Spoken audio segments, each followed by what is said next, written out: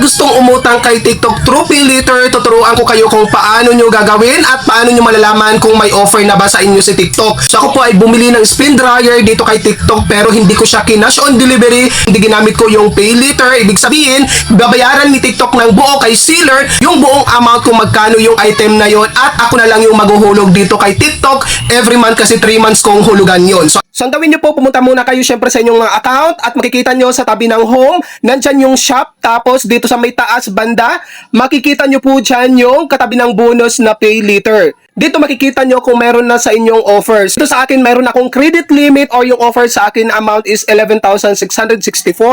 Pero since bumili na ako ng spin dryer, nabawasan na po yung aking limit dito na kung saan ang balance ko na lang ngayon is 8,753.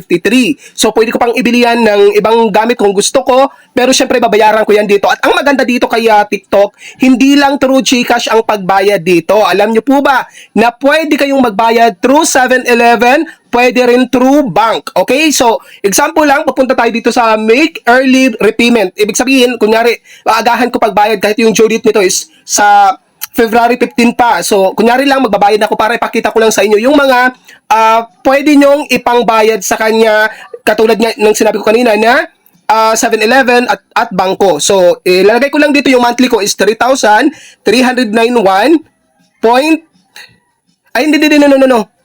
Hindi pa pala to dinivide by monthly kasi kahapon ko lang to in order. So mag-i-indicate pa yan dito or mag-notify pa yan si TikTok kung magkano yung monthly ko kasi maaga pa naman. So itong 3,391 yan yung total nung binili kong spin dryer kasi 7.5 kg lang yun. So may monthly pa lang nalabas dito. Pero sige, papakita ko pa rin sa inyo kung saan kayo pwedeng magbayad. So continue lang natin pagkatapos ilagay yung amount. At dito sa part na to, ayan, so ako dun sa taas is nakalink na kasi yung GCash ko dito kay TikTok. So anytime pwede akong mag-link doon para yun yung ipangbayad ko. Pero hindi pa akong babayad ngayon, ipapakita ko lang sa inyo. 7-Eleven, papunta lang kayo sa 7-Eleven kung wala kayong GCash. Punta lang kayo sa machine ng 7-Eleven at pili kayo doon sa pinaka-payment option at pili kayo doon kung saan kayo magbabayad. So may pinaka-ID naman tong ibibigay kapag clinic nyo yan. So, pwede kayong magbayad doon. At yung pangatlong nating option bukod sa 7-Eleven, GCash ay internet banking naman. Ito naman ay kung mayroon kayong online bank app sa inyong mga cellphone. So, ang in-accept dito is Unibank, BPI at BDO.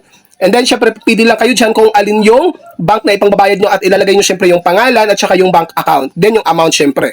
So, ganun lang siya ka-basic. Napakadali lang po gamitin ng pagbayad kapag kayo ay nakapag-loan or nakautang kayo dito kay TikTok PayLater. So, yun lang po. Maraming salamat. Have a great day, everyone.